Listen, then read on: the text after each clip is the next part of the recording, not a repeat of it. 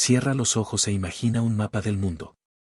Ahora, observa cómo las fronteras se transforman, los imperios surgen y caen, y una civilización perdura a pesar de todo.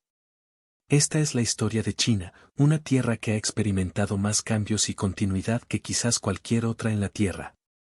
En este video, daremos vida a ese mapa. Rastrearemos la expansión y contracción del territorio chino, la difusión de su cultura y la evolución de su sociedad a lo largo de 5000 años.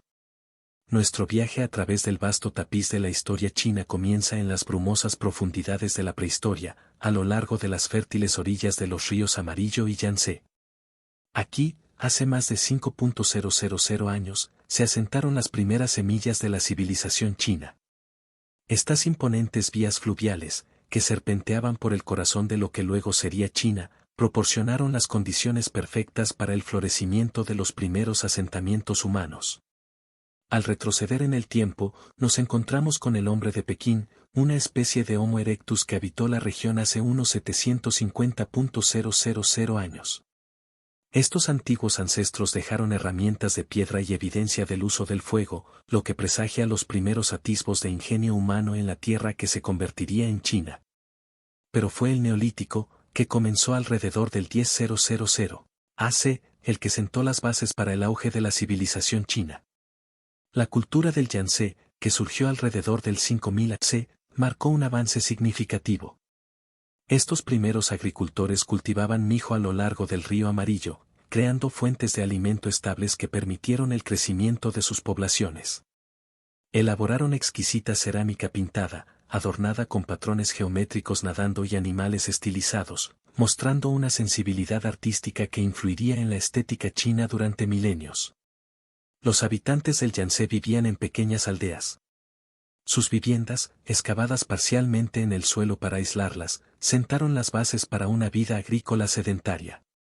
Con el paso del tiempo, la cultura Longzhan surgió alrededor del 3000 AC, basándose en los cimientos establecidos por sus predecesores del Yangtze. El pueblo Longzhan introdujo nuevas tecnologías y estructuras sociales que resultarían cruciales para el desarrollo de la civilización china. Crearon fina cerámica negra, tan fina y delicada que a menudo se la denomina cerámica de cáscara de huevo, lo que demuestra una artesanía avanzada. Más importante aún, comenzaron a construir asentamientos amurallados, señal de la creciente complejidad social y la necesidad de defensa. Estas sociedades primitivas no solo avanzaban tecnológicamente, sino que también desarrollaban los fundamentos espirituales y filosóficos que darían forma a la cultura china durante miles de años. El culto a los antepasados, una práctica que seguiría siendo fundamental en la vida espiritual china hasta bien entrada la era moderna, probablemente comenzó durante este periodo. Los habitantes de la antigua China consideraban a sus antepasados como espíritus poderosos capaces de influir en el mundo de los vivos. Una creencia que posteriormente evolucionaría en complejos sistemas de rituales y remembranza. A medida que nos acercamos a los albores de la historia escrita, nos encontramos con las figuras semilegendarias que ocupan la confusa frontera entre el mito y la realidad. Se dice que Fuxi, el legendario primer emperador, enseñó a su pueblo a pescar con redes, cazar con armas y domesticar animales. Zenón, el agricultor divino, supuestamente introdujo la agricultura y la medicina herbal. Y luego está el emperador amarillo, Huangdi, a quien se le atribuye la invención de todo, desde la escritura y la cerámica hasta los principios de gobierno. Aunque no podemos asegurar la existencia individual de estas figuras, representaban la memoria colectiva de una época en la que la sociedad china se volvía cada vez más sofisticada. Las historias que se cuentan sobre ellas reflejan avances reales, el desarrollo de la agricultura, la aparición de sistemas de escritura y la creación de jerarquías sociales que eventualmente conducirían al gobierno dinástico. Alrededor del año 2000 a.C., en los albores de la Edad de Bronce de China, podemos ver cómo se forjaban los cimientos de una civilización única. Los habitantes de la antigua China dominaban la producción de seda, una tecnología que posteriormente los conectaría con el resto del mundo a través de la ruta de la seda. Desarrollaron sofisticadas técnicas de tallado de jade, creando objetos tanto de uso práctico como de significado ritual. Y comenzaron a crear las complejas estructuras sociales y políticas que darían origen al famoso sistema burocrático chino. Al aproximarnos a la Edad de Bronce de China, alrededor del año 2000 a.C., se abre un nuevo capítulo en la historia de la nación, rodeado de misterio y leyenda. Damos paso a la dinastía Xia, considerada tradicionalmente la primera dinastía de China, aunque su existencia histórica sigue siendo objeto de debate entre los académicos. La historia de la dinastía Xia es una fascinante mezcla de mitos y evidencia arqueológica emergente, que ofrece una visión fascinante de su transición desde las sociedades prehistóricas hasta los albores de la civilización china tal como la conocemos.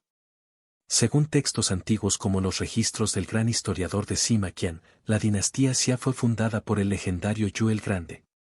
¿Cuál es el mérito de Yu?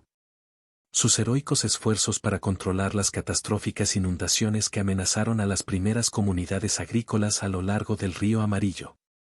Esta historia sobre el control de inundaciones de Yu es más que una simple historia.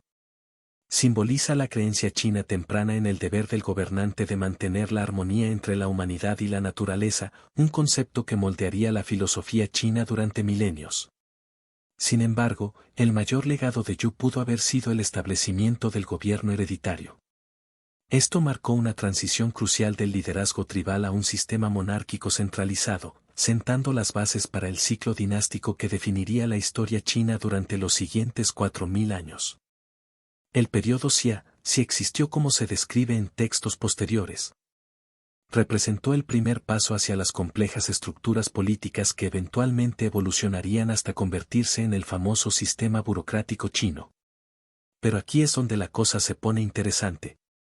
Si bien los registros históricos del periodo Xia son escasos, los arqueólogos han hecho descubrimientos que sugieren de forma tentadora su posible existencia.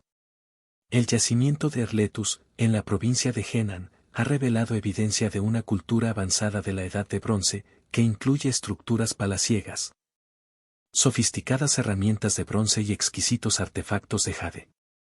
Algunos investigadores asocian estos hallazgos con la legendaria dinastía Xia, aunque el debate aún no se ha resuelto. Lo particularmente intrigante de la cultura de Erletus es la repentina aparición de artefactos de bronce altamente sofisticados alrededor del 1700 AC.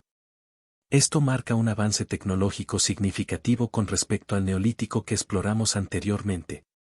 ¿Cómo lograron los antiguos artesanos chinos dominar con tanta rapidez el complejo proceso de fundición del bronce? La respuesta podría residir en una conexión oculta entre la metalurgia y las prácticas agrícolas que podría redefinir nuestra comprensión de la tecnología china primitiva. Investigaciones recientes sugieren que las primeras comunidades agrícolas desempeñaron un papel crucial en el desarrollo de las técnicas de metalurgia. Las mismas habilidades organizativas y la gestión de recursos necesarias para una agricultura exitosa podrían haberse aplicado al complejo proceso de minería, fundición y fundición de metales. Esta teoría desafía nuestra visión tradicional del avance tecnológico como una progresión lineal y, en cambio, apunta a un desarrollo más interconectado de diversas habilidades y tecnologías. La sociedad de la supuesta dinastía Xia, según se desprende tanto de la leyenda como de la evidencia arqueológica, parece haber sido jerárquica. Observamos el surgimiento de una clase de nobles, artesanos hábiles y guerreros, lo que indica formas tempranas de estratificación social. Esta complejidad se refleja en los artefactos hallados en yacimientos como Erletus, vasijas de bronce y armas que habrían sido símbolos de poder y prestigio. Si bien la realidad histórica de la dinastía Xia sigue siendo incierta, su estatus legendario cumple una función crucial en la memoria cultural china. Actúa como puente entre la era mítica de héroes culturales como Fu Hongzhi y Zheng Ong y la dinastía Zhang, de mayor arraigo histórico, que le seguiría. Las historias de la dinastía Xia, ya sea basadas en una dinastía real o en una recopilación de diversas culturas de la Edad del Bronce temprana, influyeron en cómo las dinastías posteriores justificaron su gobierno mediante conceptos como el mandato celestial. A medida que los mitos y leyendas en torno a la dinastía Xia comienzan a aclararse, nos encontramos en una base histórica más sólida con el surgimiento de la dinastía Zhang alrededor del 1600 AC. Esto marca un momento crucial en la historia china, la transición de los sombríos reinos del mito a la brillante luz de la historia escrita. La dinastía Zhang se erige como el primer reino chino del que disponemos de evidencia arqueológica irrefutable, gracias en gran parte al descubrimiento de huesos oraculares. Estos huesos oraculares, compuestos principalmente por omóplatos de buey y plastrones de tortuga, sirven como una ventana a la sociedad Zhang y como cuna de la escritura china. Inscritos con preguntas a los dioses y espíritus ancestrales, estos artefactos revelan una sociedad profundamente arraigada en la adivinación y el culto a los antepasados. Los reyes Zhang, intermediarios entre los reinos terrenales y espirituales, calentaban estos huesos hasta que se quebraban, interpretando los patrones para predecir el futuro.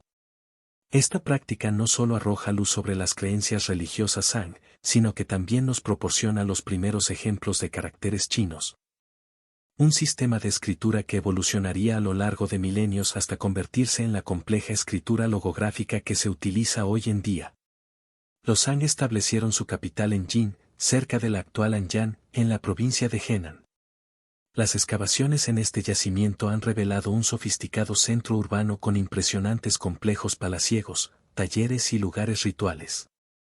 El trazado de la ciudad refleja una sociedad con una clara estratificación social, con el palacio real y los templos ocupando la zona más alta, rodeados por las residencias de nobles y artesanos, y finalmente, las viviendas de los plebeyos en las afueras. Uno de los aspectos más destacados de la civilización Zhang fue su dominio de la metalurgia del bronce. Los artefactos de bronce desenterrados en yacimientos Zhang muestran un nivel de sofisticación tecnológica sin precedentes en el mundo antiguo. Los vasos rituales, a menudo adornados con intrincados diseños de criaturas míticas y patrones geométricos, cumplían funciones tanto religiosas como sociales. Estos bronces no eran meros objetos funcionales, sino símbolos de poder y prestigio, y su posesión estaba estrictamente controlada por la élite Zhang. La producción de estos artefactos de bronce requería un complejo sistema de gestión de recursos y mano de obra cualificada. El cobre, el estaño y el plomo debían extraerse, transportarse y fundirse, un proceso que exigía una importante organización y conocimientos tecnológicos. Este nivel de experiencia metalúrgica plantea interrogantes intrigantes sobre la velocidad del avance tecnológico en la antigua China. ¿Cómo lograron los Zhang tal dominio del trabajo del bronce en un periodo relativamente corto? La respuesta podría residir en la inesperada conexión entre las prácticas agrícolas y las técnicas de metalurgia. Investigaciones recientes sugieren que las habilidades organizativas y la gestión de recursos necesarias para el éxito de la agricultura a gran escala podrían haber sido cruciales para el desarrollo y la ampliación de la producción de metal. La capacidad de coordinar grandes grupos de personas, gestionar recursos eficientemente e innovar en técnicas agrícolas podría haberse traducido directamente en avances en la metalurgia. Esta teoría desafía nuestra visión tradicional del progreso tecnológico como un proceso lineal, apuntando en cambio a un desarrollo más interconectado de diversas habilidades y tecnologías en las sociedades antiguas. La sociedad Zhang era altamente jerárquica, con el rey en la cúspide, ejerciendo como líder político y religioso. Por debajo de él se encontraban los nobles, guerreros, artesanos y agricultores. Esta estructura social se reforzaba mediante elaborados rituales y ceremonias, muchos de los cuales giraban en torno al culto a los antepasados. Los Zhang creían que sus antepasados reales dominaban la fortuna de los vivos, lo que requería sacrificios regulares y adivinación para mantener su favor. La guerra desempeñó un papel importante en la sociedad Zhang, como lo demuestran las numerosas armas halladas en yacimientos arqueológicos. Los ejércitos Zhang, equipados con armas de bronce y con carros de guerra, eran una fuerza formidable. Enfrentaban frecuentes conflictos con las tribus vecinas, tanto para expandir su territorio como para capturar prisioneros para sacrificios rituales. A medida que el poder de la dinastía Zhang comenzaba a decaer, una nueva fuerza emergió en el horizonte. Alrededor del año 1046 a.C., el pueblo Zhou, antaño vasallo de los Zhang, se alzó para desafiar a sus señores. Liderados por el rey Wu, los Zhou derrotaron al último rey Zhang en la batalla de Muyei, marcando el comienzo de una nueva era en la historia china. La dinastía Zhou, que se convertiría en la más longeva de la historia china, había comenzado. Los Zhou introdujeron un concepto revolucionario que moldearía el pensamiento político chino durante milenios, el mandato celestial. Esta idea proponía que el derecho a gobernar era otorgado por la autoridad divina, pero no era un don incondicional. Si un gobernante se corrompía o no gobernaba con justicia, el mandato podía ser revocado y cedido a un líder más digno. Este concepto proporcionó una justificación filosófica para el derrocamiento de los Zhang por los Zhou, y posteriormente se utilizaría para legitimar los cambios dinásticos a lo largo de la historia china. Bajo los Zhou, China operaba bajo un sistema feudal. El rey distribuía tierras a nobles y vasallos a cambio de su lealtad y apoyo militar. Este sistema dio lugar a una estructura política descentralizada, con el poder repartido entre numerosos estados semiautónomos. Si bien este sistema inicialmente proporcionó estabilidad, con el tiempo conduciría a la caída de la dinastía. El periodo inicial del gobierno Zhou, conocido como Zhou Occidental, de 1046 a 771 AC, se caracterizó por una relativa paz y prosperidad. La capital Zhou se estableció en Aojin, cerca de la actual Xi'an. Durante esta época, los Zhou expandieron su territorio, ampliando las fronteras de la civilización china como nunca antes. Introdujeron nuevas técnicas agrícolas, incluyendo sistemas de riego mejorados, lo que condujo a un aumento de la producción de alimentos y al crecimiento demográfico. Sin embargo, la estabilidad de los Zhou occidentales comenzó a desmoronarse ante las amenazas externas. En el 771 a.C., invasores nómadas saquearon la capital Zhou, obligando a la corte real a huir hacia el este, a Luoyang. Este acontecimiento marcó el inicio del periodo Zhou oriental, del 770 al 256 AC, y un declive gradual de la autoridad central de los reyes Zhou. La era Zhou oriental se divide en dos periodos distintos, el periodo de primaveras y otoños, del 770 al 476 AC, y el periodo de los reinos combatientes, del 475 al 221 AC. Durante estos siglos, el poder de los reyes Zhou disminuyó a medida que los estados regionales se volvían cada vez más poderosos e independientes. El reino Zhou, antaño unificado, se fragmentó en una mezcolanza de reinos rivales, cada uno compitiendo por la supremacía. Sin embargo, paradójicamente, esta época de agitación política dio origen a uno de los periodos intelectualmente más fértiles de la historia china. El colapso de la autoridad centralizada y la competencia entre estados crearon un entorno propicio para el florecimiento de nuevas ideas. Esta fue la era de las 100 escuelas de pensamiento, cuando filósofos influyentes como Confucio, Laozi y Mozi desarrollaron sus ideas revolucionarias. Confucio, en particular, tuvo un impacto profundo y duradero en la cultura y el gobierno chinos.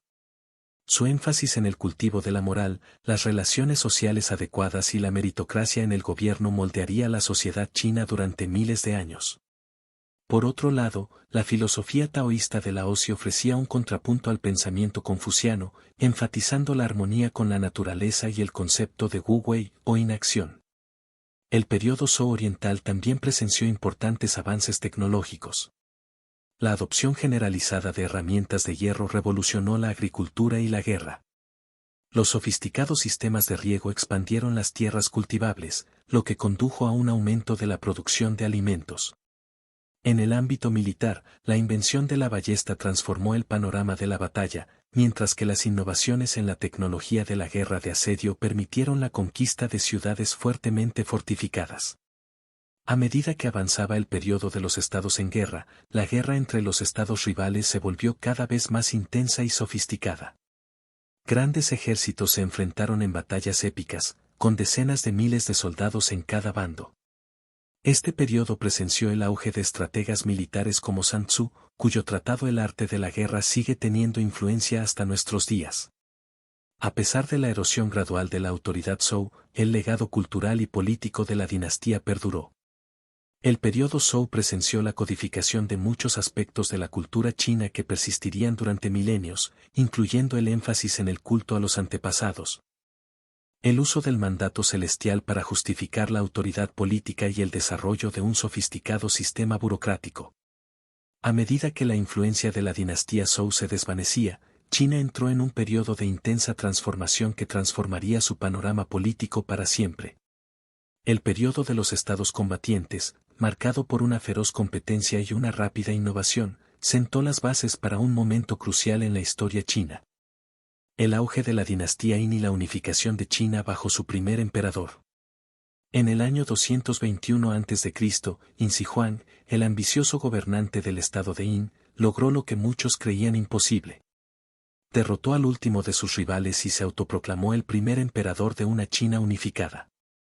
Este momento marcó el fin de siglos de división y el nacimiento de la China imperial tal como la conocemos. Pero ¿cómo logró Yin Shi Huang esta hazaña monumental y cuáles fueron las consecuencias de su gobierno? El éxito del Estado Yin se remonta a una serie de reformas implementadas por Zhang Lang, un filósofo legalista que fue canciller del rey Zhang, posteriormente Yin Shi Huang.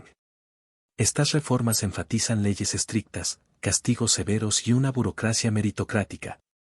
El Estado de Yin se convirtió en una formidable maquinaria militar, capaz de movilizar vastos ejércitos y recursos. Esta eficiencia, combinada con alianzas estratégicas y tácticas implacables, le permitió a Yin conquistar gradualmente a sus rivales. Una vez en el poder, Yin Shi Huang se propuso transformar China en un imperio centralizado. Abolió el sistema feudal que había caracterizado a la dinastía Zhou, dividiendo el imperio en 36 comandancias gobernadas por funcionarios designados. Esta reorganización administrativa sentó las bases de la burocracia imperial china que perduraría durante 2 milenios. Uno de los legados más perdurables de Yin Shi Huang fue la estandarización de diversos aspectos de la sociedad china. Unificó los diversos sistemas de escritura de los estados conquistados en una sola escritura, que se convirtió en la base de los caracteres chinos modernos. Pesos, medidas e incluso el ancho de los ejes de los carros se estandarizaron en todo el imperio, facilitando el comercio y la comunicación. Se introdujo un nuevo sistema monetario que reemplazó las diversas formas de moneda que circulaban en diferentes estados. Quizás el proyecto más ambicioso e icónico del reinado de Yin Shi Huang fue la construcción de la Gran Muralla China. Si bien los estados anteriores habían construido murallas defensivas, el primer emperador ordenó la conexión y ampliación de estas fortificaciones existentes en una única estructura masiva. Esta monumental obra requirió la labor de cientos de miles de trabajadores y su objetivo era proteger las fronteras septentrionales del imperio de las invasiones nómadas. El enfoque de gobierno de la dinastía Yin se basaba en principios legalistas, que abogaban por leyes estrictas y castigos severos para mantener el orden. Este sistema autoritario permitió una rápida implementación de políticas, pero también generó un resentimiento generalizado. El famoso incidente de la quema de libros y el entierro de eruditos, en el que Yin Shi Huang supuestamente ordenó la destrucción de textos que no se alineaban con la ideología estatal, ejemplifica el intento del régimen de controlar el pensamiento y reprimir la disidencia. A pesar de su relativamente corta duración, la dinastía Yin dejó una huella imborrable en la historia china. El ejército de terracota, descubierto en 1974 cerca de la tumba del primer emperador, es un testimonio de la grandeza y la ambición de Yin Shi Huang. Este vasto complejo subterráneo, repleto de miles de soldados, caballos y carros de arcilla de tamaño natural, fue creado para proteger al emperador en el más allá. Sin embargo, el severo gobierno de la dinastía Yin contenía el germen de su propia destrucción. Los masivos proyectos de construcción y las campañas militares impusieron graves cargas a la población. Cuando Yin Shi Huang falleció en el 210 a.C., el imperio se sumió rápidamente en el caos.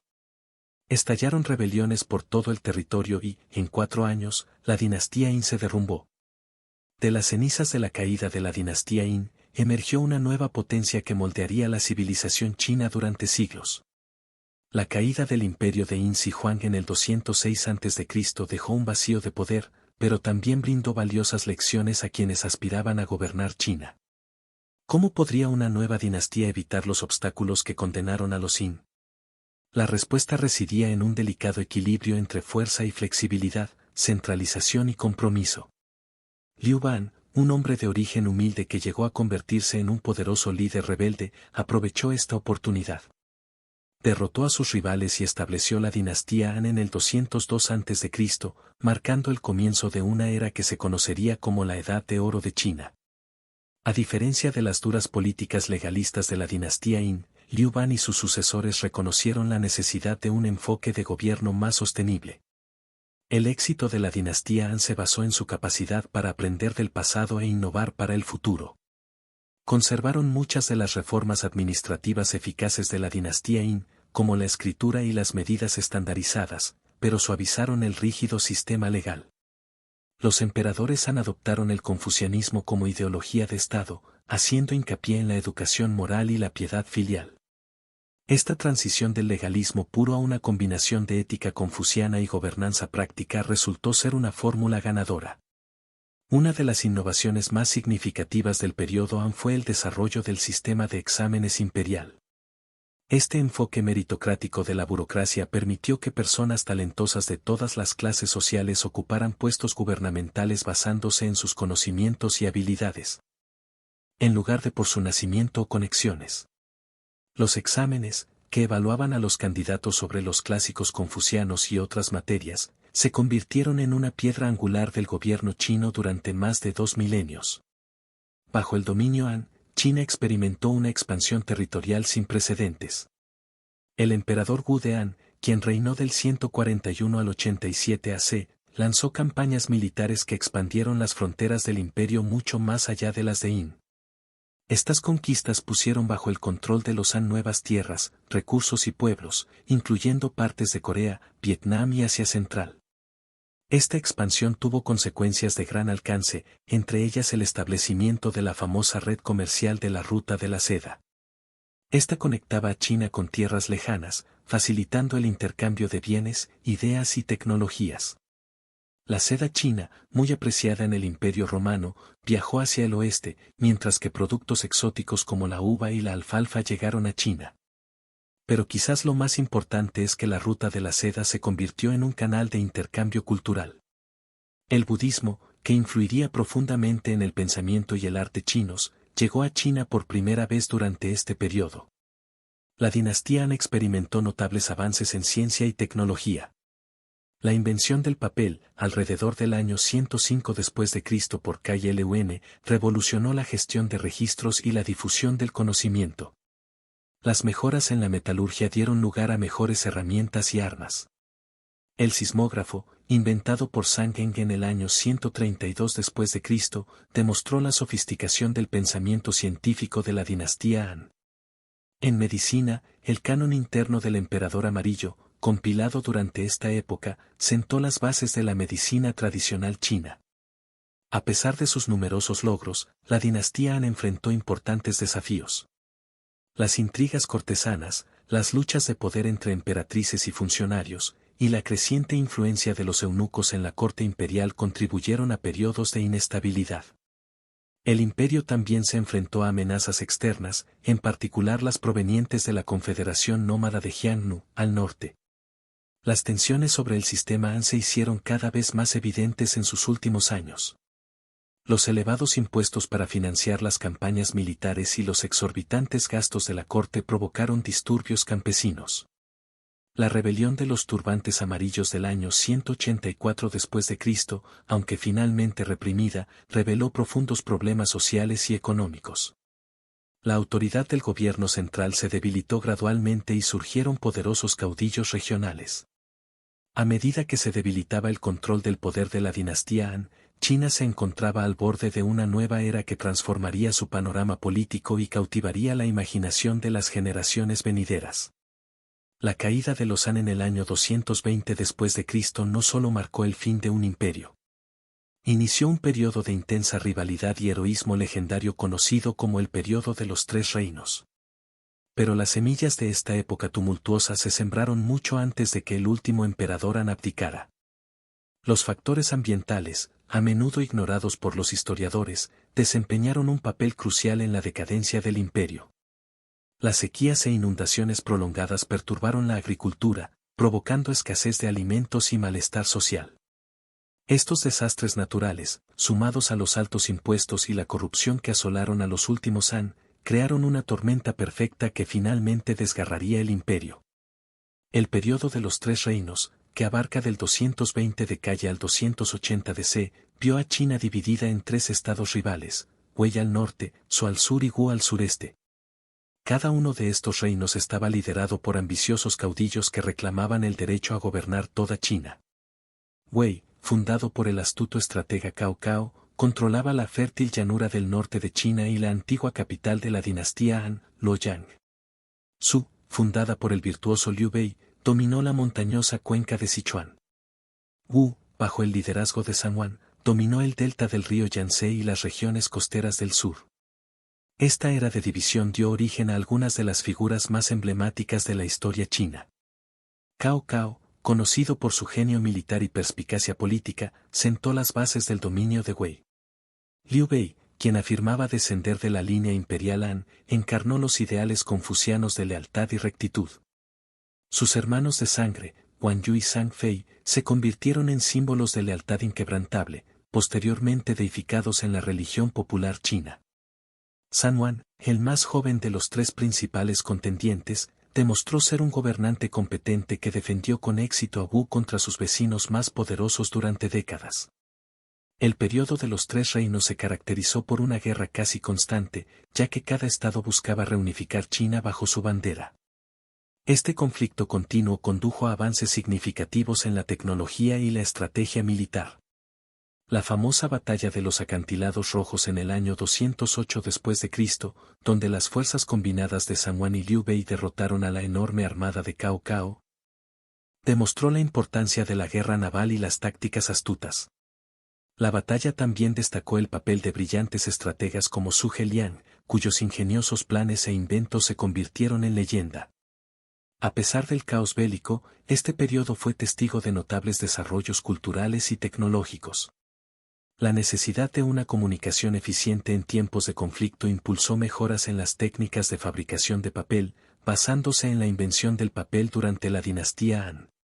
La constante demanda de armas y armaduras impulsó avances en la metalurgia, mientras que la construcción de fortificaciones impulsó innovaciones en arquitectura e ingeniería. La era de los tres reinos también tuvo un profundo impacto en la literatura y la cultura popular chinas. La novela épica Romance de los Tres Reinos, escrita más de 1000 años después, durante la dinastía Ming, romantizó este periodo y a sus figuras clave. Esta obra maestra literaria fusionó hechos históricos con folclore y elementos ficticios, creando una narrativa que ha forjado la identidad cultural china durante siglos. Las historias de lealtad, traición y genio estratégico que se encuentran en la novela siguieron inspirando todo tipo de obras, desde óperas y películas hasta videojuegos en la época moderna. Sin embargo, el coste humano de este periodo fue inmenso. La guerra constante provocó hambrunas generalizadas, enfermedades y un declive demográfico. Muchas zonas vieron su población reducida a la mitad o más, siendo la devastación particularmente grave en las llanuras centrales. El debilitamiento de la autoridad central también permitió una mayor autonomía en las regiones fronterizas, lo que sentó las bases para futuros conflictos entre China y sus vecinos. El periodo de los tres reinos llegó a su fin en el año 280 después de Cristo, cuando el estado de Wei, usurpado por la familia Sima para formar la dinastía Jin en el año 265 después de Cristo, conquistó a sus rivales. Los Jin unificaron China brevemente, pero esta unidad duraría poco. Las lecciones y leyendas de los tres reinos resonarían a lo largo de la historia china, influyendo en el pensamiento político, la estrategia militar y la expresión cultural durante milenios. La unificación de China bajo la dinastía Jin en el año 280 después de Cristo pareció anunciar una nueva era de estabilidad tras el tumultuoso periodo de los tres reinos. Sin embargo, esta unidad resultaría ser tan frágil como breve. La dinastía Jin, liderada por el clan Sima, que había usurpado el poder del estado de Wei, pronto se vio envuelta en conflictos internos y amenazas externas que hundirían a China en otro prolongado periodo de división y caos. Los problemas de la dinastía Jin comenzaron casi inmediatamente después de su fundación. En el año 291 después de Cristo, estallaron una serie de conflictos, conocidos como la Guerra de los Ocho Príncipes, entre los miembros de la familia imperial. Esta brutal guerra civil duró 15 años, enfrentando a primos contra primos en una lucha despiadada por el poder. Los conflictos debilitaron gravemente la autoridad de la dinastía y la dejaron vulnerable a invasiones externas. Aprovechando la agitación interna de Jin, las tribus nómadas del norte comenzaron a penetrar en territorio chino. Estos grupos étnicos no Han, como los Xiongnu, los Jie, los Jian y los Di, establecieron sus propios estados en el norte de China, lo que dio origen a un periodo conocido como los 16 reinos.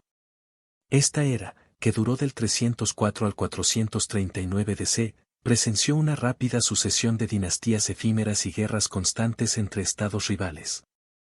La dinastía Jin, incapaz de mantener el control sobre el norte, se retiró hacia el sur. En el año 316 después de Cristo, Luoyang, la capital de Jin occidental, cayó ante las fuerzas invasoras, y el emperador Wei fue capturado. Este catastrófico acontecimiento marcó el colapso de Jin occidental y el inicio de la dinastía Jin oriental, que gobernó desde Jiankang, la actual Nanjing, en el sur. A pesar de controlar la próspera región del río Yangtze, la dinastía Jin oriental luchó por recuperar los territorios septentrionales perdidos. Si bien la fragmentación política y la guerra caracterizaron este periodo, también fue testigo de importantes desarrollos culturales y tecnológicos. La interacción entre los chinos Han y los grupos nómadas propició un rico intercambio de ideas y prácticas. Las tácticas militares evolucionaron a medida que la sociedad agrícola sedentaria de China se adaptaba a los guerreros montados de las estepas.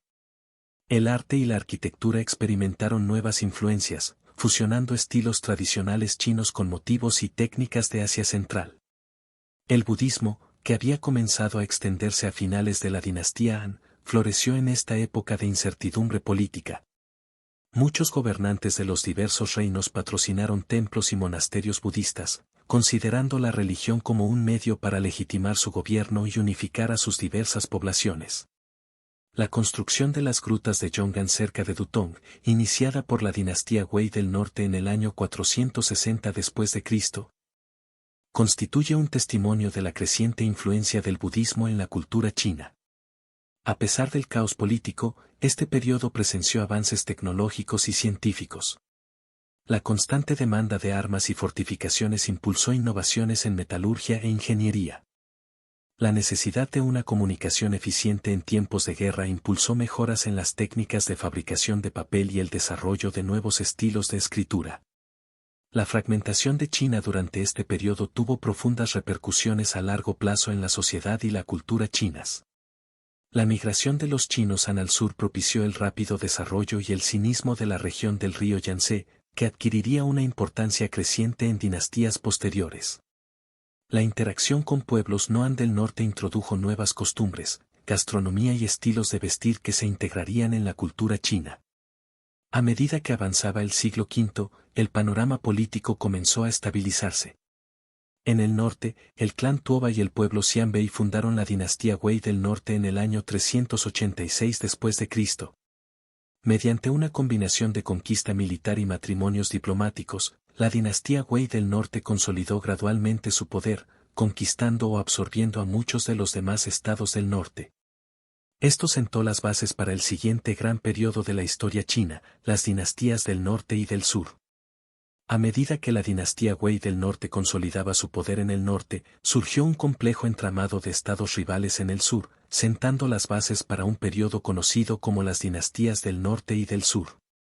Esta era, que abarca del 420 al 589 DC, vio a China dividida entre gobernantes no Han en el norte y una sucesión de dinastías Han chinas en el sur. Si bien muchos historiadores se centran en las conquistas militares de los Wei del norte como el motor de la reunificación, la verdad es mucho más matizada. Los intercambios culturales y tecnológicos entre el norte y el sur, junto con el florecimiento artístico y literario en los estados del sur, desempeñaron un papel igualmente crucial en la creación de un imperio chino más fuerte y culturalmente diverso. La dinastía Wei del norte, fundada por el clan Tuoba del pueblo Xianbei, demostró ser una fuerza formidable en el norte de China. Mediante una combinación de poderío militar y destreza diplomática, gradualmente absorbieron o conquistaron muchos de los demás estados del norte. Pero su contribución más significativa a la historia china no fue su destreza militar, sino su política de cinismo. Los gobernantes Xianbei, reconociendo las ventajas de la cultura y las prácticas administrativas chinas, comenzaron a adoptar las costumbres, el idioma y los sistemas de gobierno de la dinastía Han. Este proceso de asimilación cultural tendría consecuencias trascendentales, combinando el vigor nómada con la sofisticación china y creando una cultura norteña única. Mientras tanto, el sur presenció una rápida sucesión de dinastías. Liu Song, y del sur, Liang Yichen, todos centrados en la ciudad de Jiankang, o la actual Nanjing. A pesar de la inestabilidad política, marcada por las intrigas cortesanas y los frecuentes cambios de liderazgo, los regímenes del sur experimentaron un periodo de relativa prosperidad cultural.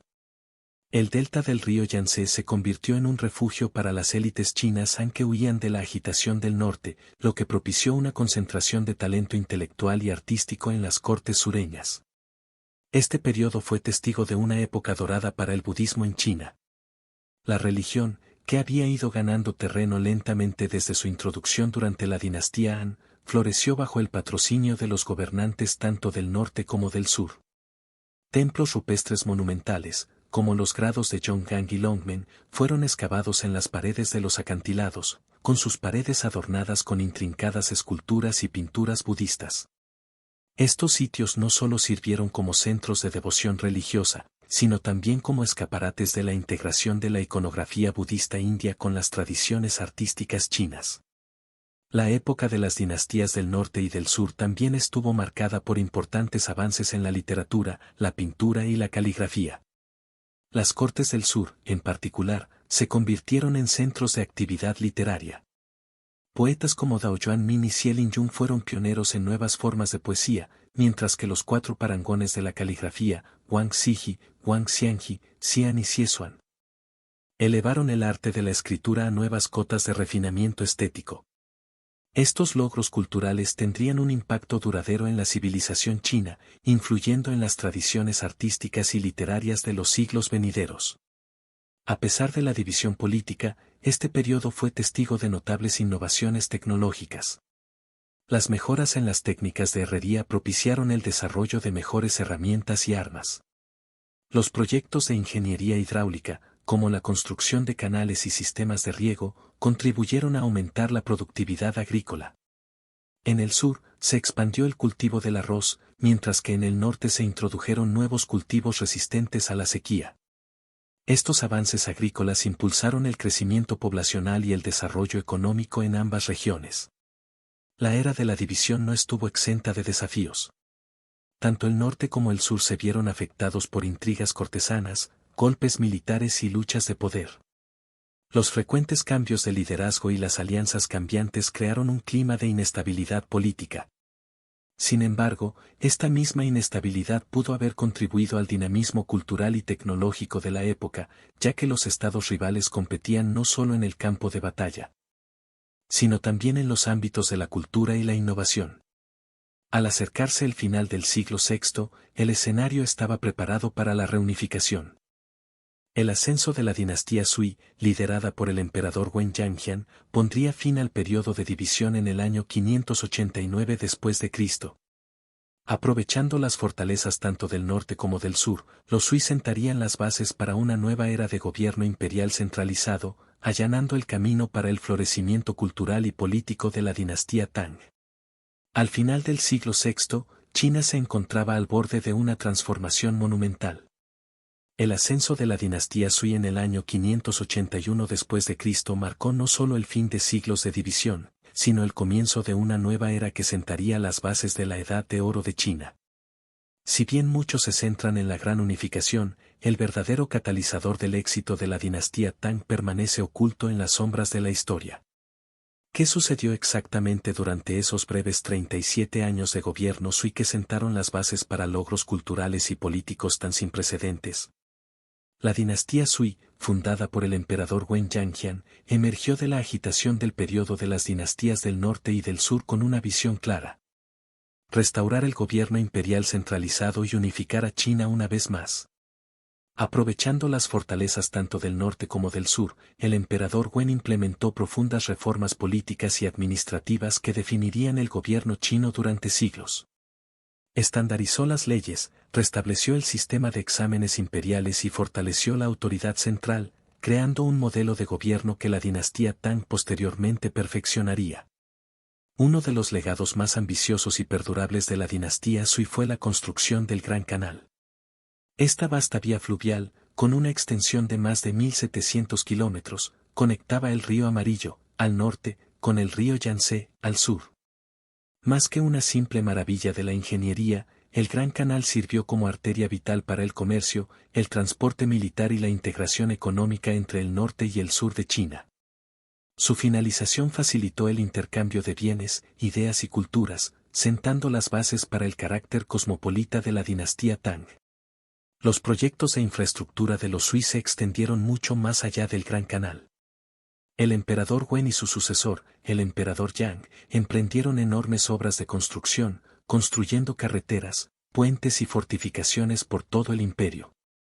Estos proyectos no solo consolidaron el poder de los Sui, sino que también mejoraron las comunicaciones y el comercio a grandes distancias. La mejora de la infraestructura resultaría crucial para la posterior expansión y el florecimiento cultural de la dinastía Tang. Sin embargo, los ambiciosos proyectos de la dinastía Sui tuvieron un alto coste. Los altos impuestos, el trabajo forzoso y el reclutamiento para las grandes construcciones y las campañas militares provocaron un descontento generalizado entre la población. Las agresivas campañas militares del emperador Yang, en particular contra el reino de Goguryeo en Corea, agotaron los recursos y socavaron aún más la estabilidad del imperio. Estos factores finalmente provocaron numerosos levantamientos y rebeliones campesinas, allanando el camino para el colapso de la dinastía en el año 618 después de Cristo. A pesar de su breve reinado, el impacto de la dinastía Sui en la historia china es innegable. Al reunificar China e implementar reformas de gran alcance, el periodo Sui creó un modelo para el gobierno imperial centralizado que serviría de base a las dinastías posteriores. El Gran Canal, en particular, seguiría siendo una infraestructura crucial durante siglos, facilitando el crecimiento económico y el intercambio cultural. El periodo Sui también presenció importantes avances en el arte, la literatura y la religión. El budismo, que había ganado popularidad durante el periodo de división, recibió el patrocinio imperial bajo el reinado de Sui. Este apoyo al budismo, sumado al resurgimiento de los valores y el gobierno confucianos, creó un panorama cultural único que la dinastía Tang expandiría posteriormente. Mientras la dinastía Sui se desmoronaba bajo el peso de sus propias ambiciones, se preparó el terreno para el auge de la dinastía Tang. Los Tang heredarían una China unificada con infraestructura mejorada, una burocracia centralizada y un rico entramado cultural que combinaba elementos del norte y del sur. Pero el verdadero genio de los Tang residió en cómo construyeron sobre estos cimientos, creando una dinastía que sería recordada como una de las más gloriosas de China. Tras el colapso de la dinastía Sui, se asentó una nueva era en la historia china, una que elevaría al Reino Medio a cotas sin precedentes de influencia cultural y política. La dinastía Tang, fundada en el año 618 después de Cristo por el emperador Gaozu, heredó una China unificada con infraestructuras mejoradas y una burocracia centralizada. Pero el verdadero genio de la dinastía Tang residió en cómo construyó sobre estos cimientos, creando una dinastía que sería recordada como la Edad de Oro de China. Su ascenso al poder fue rápido y decisivo. El emperador Gaozu, cuyo verdadero nombre era Li Yuan, había servido como general bajo el régimen Sui. Reconociendo las debilidades de la dinastía en decadencia, aprovechó la oportunidad para establecer su propio gobierno. Su hijo, Li Zimin, desempeñó un papel crucial en la consolidación del poder, sucediendo finalmente a su padre como emperador Taizong en el año 626 después de Cristo. Bajo el liderazgo de Taizong, el imperio Tang se expandió rápidamente, extendiendo sus fronteras desde Corea hasta Asia Central. El reinado del emperador Taizong sentó las bases de gran parte del éxito de la dinastía Tang.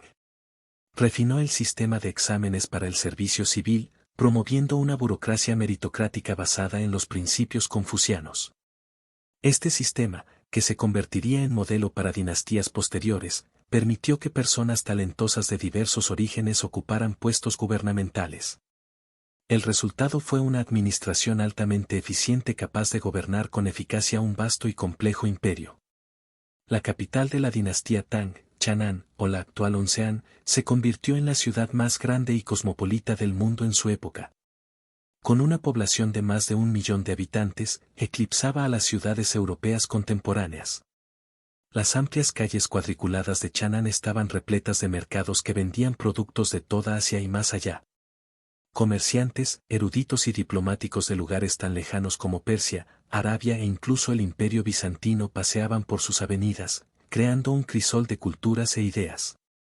Este intercambio cultural fue facilitado por la ruta de la seda, que alcanzó su apogeo durante la era Tang. La vasta red de rutas comerciales no solo trajo productos exóticos a China, sino que también fomentó la difusión de tecnologías, religiones y estilos artísticos. El budismo, que había ido ganando terreno lentamente en China, floreció durante este periodo. La construcción de templos rupestres monumentales, como las cuevas de Mogao, cerca de Dunhuang, demostró la integración de la iconografía budista con las tradiciones artísticas chinas. La dinastía Tang presenció un extraordinario florecimiento de las artes y la literatura. La poesía, en particular, alcanzó nuevas cotas de sofisticación y expresión. Li Bai y Du Fu, dos de los poetas más célebres de China, vivieron durante esta época. Sus obras, junto con las de innumerables poetas de la dinastía Tang, siguen siendo estudiadas y admiradas hasta nuestros días. Las artes visuales también prosperaron, con innovaciones en pintura, escultura y cerámica. La famosa cerámica vidriada tricolor Tang, con sus vibrantes tonos y formas fluidas, ejemplifica los logros artísticos de la época. Sin embargo, la Edad de Oro Tang no estuvo exenta de desafíos. En el año 755 d.C., estalló la rebelión de Anlushan, sumiendo al imperio en casi una década de guerra civil. El general Anlushan, un confiable comandante militar de ascendencia mixta sogdiana y turca, se rebeló contra la corte Tang, exponiendo las vulnerabilidades de las vastas posesiones territoriales del imperio. Aunque la rebelión fue finalmente reprimida, marcó un punto de inflexión en la historia Tang. La autoridad del gobierno central se debilitó y el imperio nunca recuperó por completo su antigua gloria. A pesar de este revés, la dinastía Tang perduró durante otro siglo y medio, experimentando periodos de recuperación y una renovada vitalidad cultural. El reinado del emperador Xuanzong, que precedió a la rebelión de Anlushan, es especialmente recordado como un punto culminante de la civilización Tang. Bajo su gobierno, las artes florecieron y la corte imperial se convirtió en un centro de aprendizaje y refinamiento. La influencia de la dinastía Tang se extendió mucho más allá de las fronteras de China. Sus modelos culturales y políticos fueron adoptados por los estados vecinos, en particular Japón y Corea. Los japoneses incluso enviaron enviados, conocidos como kentoshi, para estudiar las instituciones y la cultura Tang, lo que generó una significativa influencia china en el arte, la literatura y el gobierno japoneses. Con el declive de la influencia de la dinastía Tang, China entró en un periodo de fragmentación política que pondría a prueba la resiliencia de su civilización. La era de las 5 dinastías y los 10 reinos, que se extendió del 907 al 960 d.C., vio al otrora poderoso imperio fragmentarse en una mezcolanza de estados rivales. En el norte, 5 dinastías efímeras surgieron y cayeron en rápida sucesión, cada una luchando por mantener el control sobre la conflictiva región. Mientras tanto, el sur se dividió entre 10 reinos independientes, cada uno forjando su propia esfera de influencia. La región norte, antaño el corazón del poder chino, se convirtió en un campo de batalla para ambiciosos caudillos. Las dinastías Liang, Tang, Jin, Han y Zhou reclamaron el mandato del cielo, pero ninguna logró asegurar una legitimidad duradera. Los golpes militares y las alianzas cambiantes se convirtieron en la norma, y el poder a menudo cambiaba de manos mediante la violencia en lugar de una sucesión pacífica.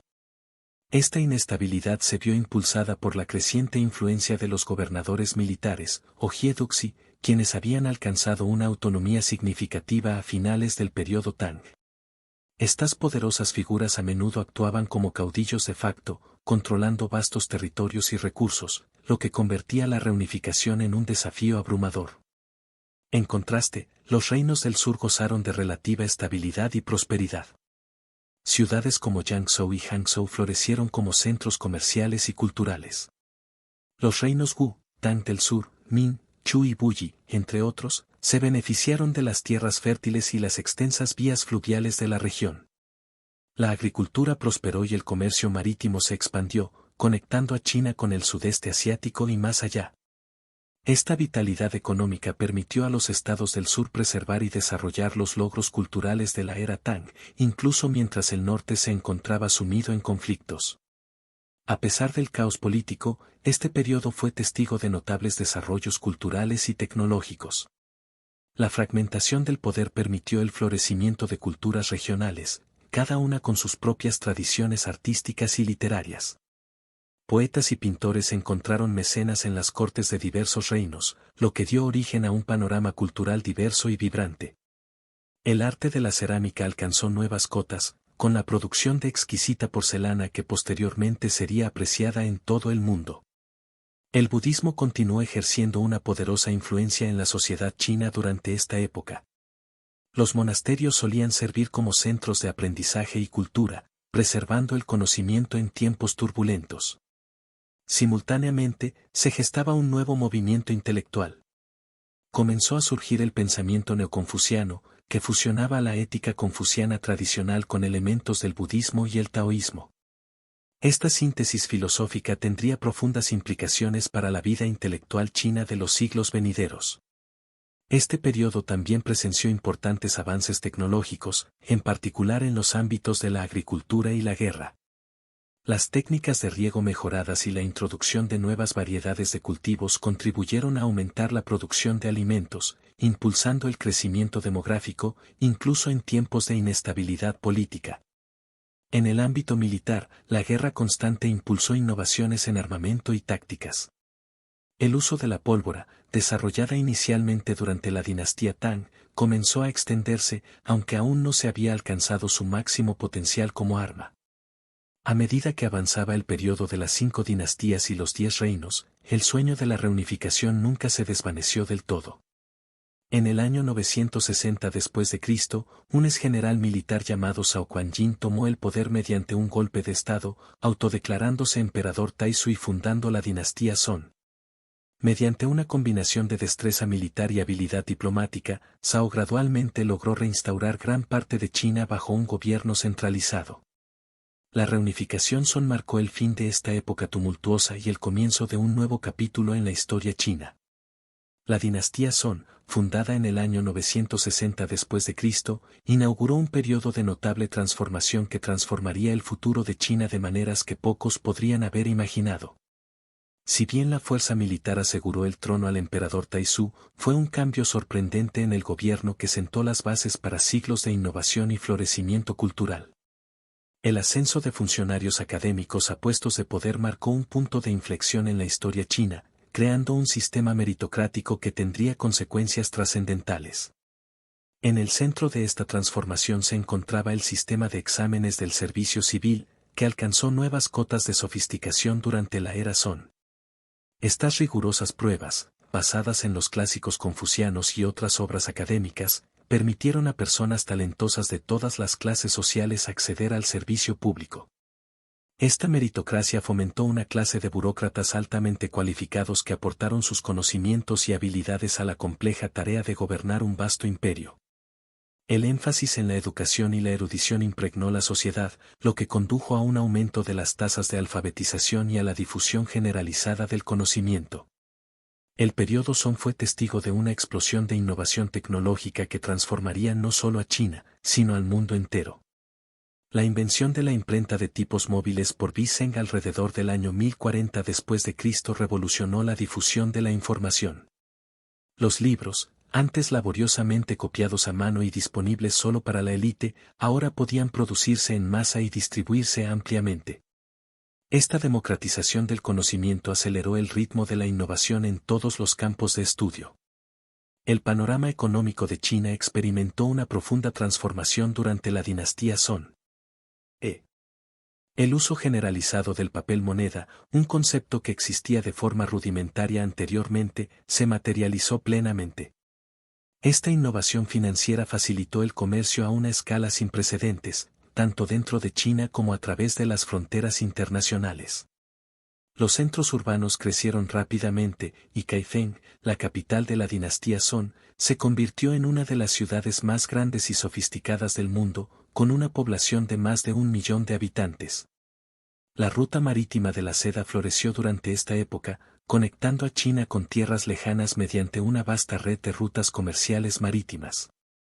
Los comerciantes chinos se aventuraron hasta África Oriental, mientras que los comerciantes extranjeros de Oriente Medio y otros lugares acudían en masa a los puertos chinos. Este intercambio no se limitaba a las mercancías. Ideas, tecnologías y prácticas culturales fluyeron por estas rutas, enriqueciendo la sociedad china y difundiendo las innovaciones chinas por todo el mundo. A pesar de estos avances, la dinastía Song enfrentó constantes amenazas de sus poderosos vecinos nómadas del norte. Las dinastías Liao, Jin y Xia Occidental plantearon importantes desafíos militares, obligando a los Song a recurrir en gran medida a la diplomacia y a los sistemas tributarios para mantener la paz. Sin embargo, esta presión tuvo un efecto beneficioso inesperado. La necesidad de mejorar las defensas impulsó nuevas innovaciones tecnológicas y obligó al gobierno Song a desarrollar sofisticadas estrategias diplomáticas y económicas para mantener estas relaciones. En el ámbito científico, figuras como Zheng Kuo realizaron observaciones pioneras en campos que abarcan desde la astronomía hasta la geología. El periodo Song presenció avances en matemáticas, incluyendo el desarrollo de una forma de álgebra, y un progreso significativo en la comprensión del cuerpo humano a través de la medicina tradicional china. A medida que las innovaciones de la dinastía Song transformaban la sociedad china, una nueva fuerza cobraba fuerza en las estepas del norte. Los mongoles, una confederación de tribus nómadas liderada por el carismático Gengis Khan, pronto desencadenarían una oleada de conquistas que transformarían no solo China, sino gran parte del mundo conocido. En 1271 d.C., el nieto de Gengis Khan, Kublai Khan, estableció la dinastía Yuan, lo que marcó la primera vez que toda China cayó bajo dominio extranjero. La dinastía Yuan representó un cambio radical en la historia china.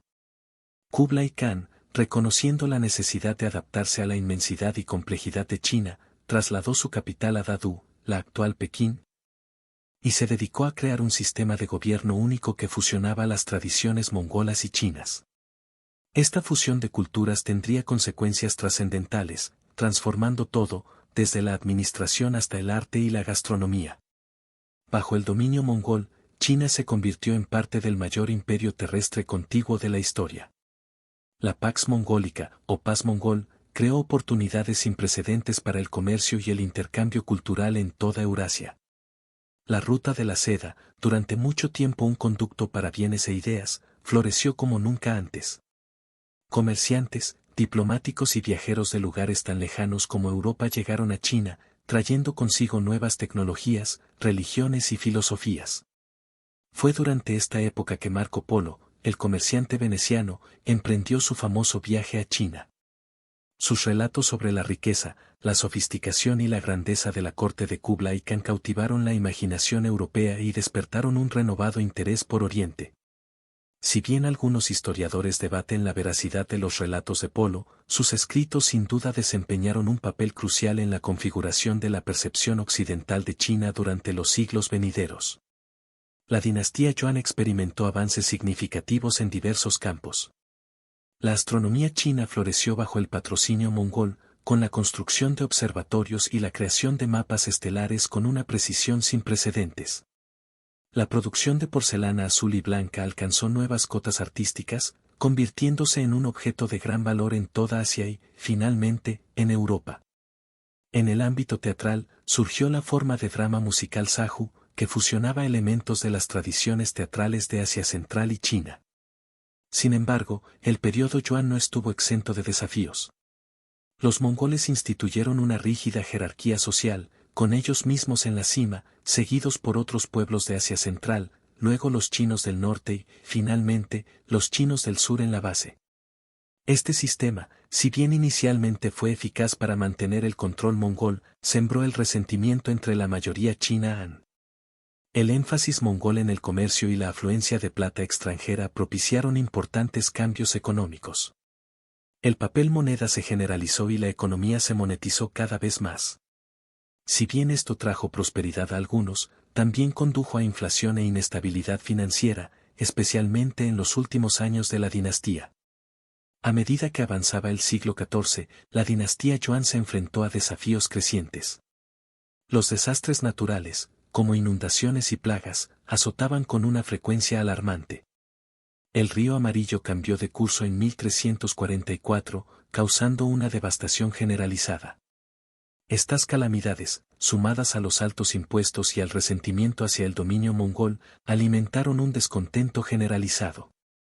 La rebelión de los turbantes rojos, que comenzó en la década de 1350, marcó el principio del fin de la dinastía Yuan. Liderada por Su Yuanjiang, un campesino de origen humilde que posteriormente se convertiría en el fundador de la dinastía Ming, la rebelión explotó un profundo sentimiento antimongol.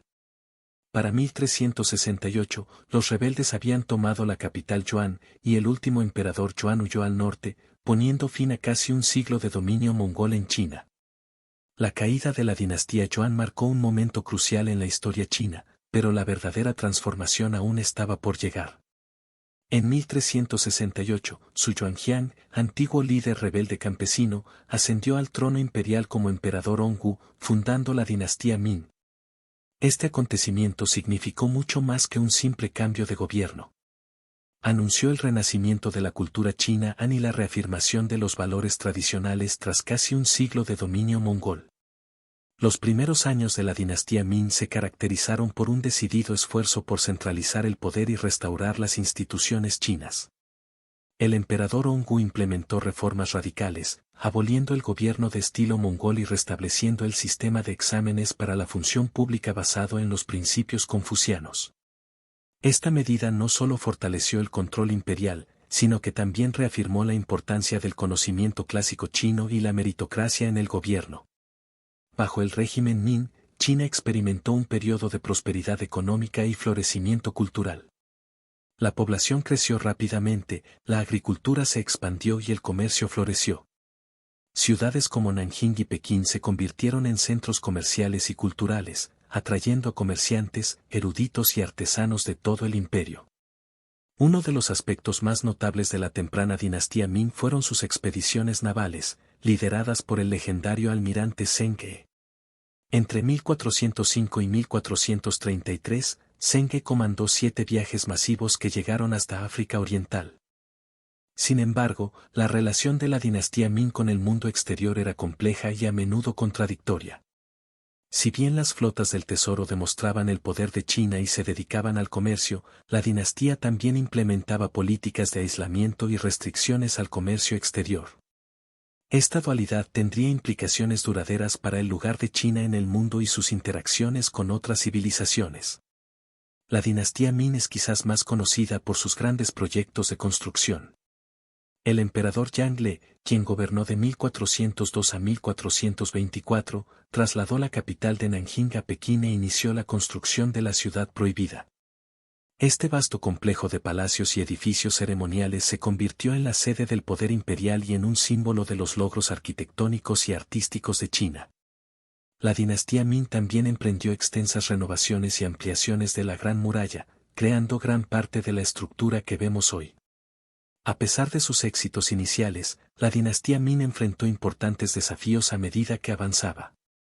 Los desastres naturales, como sequías e inundaciones, provocaron malas cosechas y hambrunas en algunas regiones. La dependencia de la plata como moneda, sumada a la disminución de sus importaciones, provocó tensiones económicas. La corrupción en la corte imperial y la burocracia se acentuó, debilitando la eficacia del gobierno y erosionando la confianza pública. Para el siglo XVI, la dinastía Ming se enfrentaba a crecientes amenazas externas. Los piratas japoneses asaltaron las zonas costeras, mientras que al norte, el pueblo manchú aumentó su poder y comenzó a desafiar la autoridad Ming. El ejército de la dinastía, antaño formidable, tuvo dificultades para repeler estas incursiones con eficacia.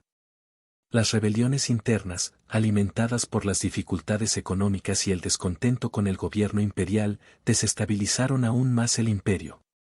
El golpe de gracia llegó a principios del siglo XVII. Una combinación de factores, como el cambio climático que provocó malas cosechas, una rebelión generalizada y las invasiones manchúes desde el noreste, abrumaron al gobierno Ming. En 1644, las fuerzas rebeldes tomaron Pekín y el último emperador Ming se quitó la vida, poniendo fin a los 276 años de gobierno de la dinastía. La caída de la dinastía Ming en 1644 marcó un punto de inflexión en la historia china, pero la verdadera transformación apenas comenzaba. Tras la caída de Pekín ante las fuerzas rebeldes y el suicidio del último emperador Ming, surgió una nueva potencia del noreste, los manchúes. ¿Cómo logró este pequeño grupo de guerreros nómadas conquistar y gobernar China durante casi 3 siglos? La respuesta reside en una notable combinación de destreza militar, astucia política y adaptación cultural que transformaría el rostro de Asia Oriental. La dinastía Qin, establecida por el pueblo manchú en 1644, se convirtió en la última dinastía imperial de China.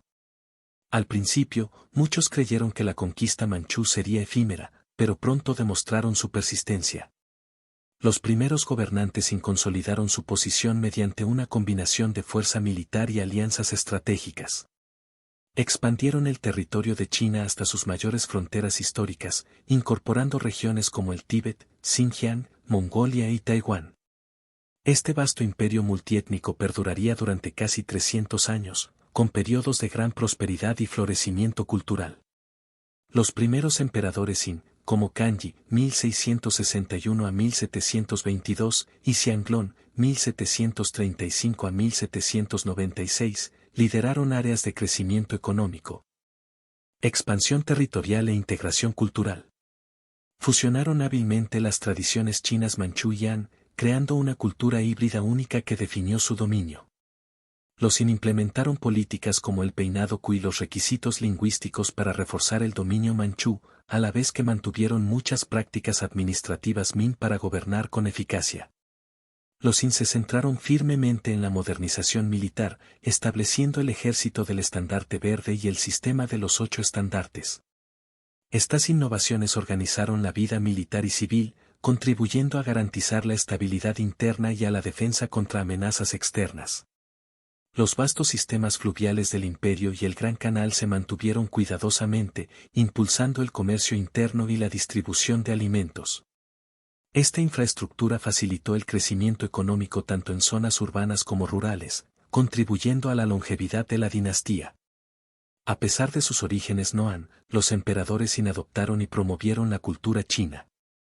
La corte imperial siguió siendo un centro de rituales tradicionales, actividades académicas y gobierno confuciano. Una compleja burocracia gestionaba uno de los imperios más poblados y diversos del mundo, equilibrando las necesidades de diversos grupos étnicos y regiones. Sin embargo, la era Qin también presenció un aumento de la influencia y el comercio extranjeros, lo que generó tensiones con las potencias occidentales. Estos conflictos culminaron en eventos como las Guerras del Opio, de 1839 a 1842 y de 1856 a 1860, y la imposición de tratados desiguales que erosionaron la soberanía china. La capacidad de la dinastía para adaptarse a estos nuevos desafíos determinaría en última instancia su destino. A medida que los Qin expandían su territorio, desencadenaron consecuencias imprevistas que contribuirían a la caída de la dinastía. La inmensidad del imperio, si bien era fuente de orgullo y recursos, también ponía a prueba la capacidad del gobierno para gobernar con eficacia. Mantener el control sobre poblaciones tan diversas y regiones tan extensas se volvió cada vez más difícil con el paso de los siglos. La síntesis cultural que surgió bajo el dominio Qin tuvo efectos profundos y duraderos en la sociedad china. Las costumbres y tradiciones manchúes se entrelazaron con la cultura china Han, creando un rico entramado que aún influye en la China moderna. Esta fusión de culturas se extendió al arte, la literatura y la filosofía, generando nuevas formas de expresión que reflejaban la compleja identidad del Estado Qin. Para 1683, cuando los Qin consolidaron su poder sobre China, pocos podrían haber predicho que el imperio duplicaría su tamaño. Las conquistas en Asia Central y el Tíbet expandieron la influencia de China, pero también trajeron nuevos desafíos. Los Qin ahora tenían que defender fronteras extensas y expuestas contra posibles invasiones y gestionar las relaciones con potencias vecinas como Rusia. La caída de la dinastía Qin en 1912 marcó el fin de una era milenaria. Durante más de 2000 años, los emperadores gobernaron China, con cada dinastía ascendiendo y cayendo en un ciclo que parecía tan eterno como el propio Reino Medio. Pero al comenzar el siglo XX, este antiguo sistema se desmoronó ante los conflictos internos, las presiones extranjeras y una creciente demanda de modernización y reforma. Las semillas de la revolución se habían sembrado mucho antes, alimentadas por décadas de humillación a manos de potencias extranjeras y la incapacidad del gobierno Qin para modernizarse eficazmente. Con el inicio del nuevo siglo, estas semillas germinaron en un movimiento revolucionario en toda regla. A la vanguardia se encontraba Sun Yat-sen y su organización Tongmenghui, que abogaba por un gobierno republicano basado en sus tres principios del pueblo: nacionalismo, democracia y bienestar popular. La chispa que encendió el polvorín llegó el 10 de octubre de 1911, con el levantamiento de Wuchang. La corte, desesperada por mantener el control, recurrió a un salvador improbable, Yuan Shikai, un poderoso general militar con reputación de astuto y ambicioso.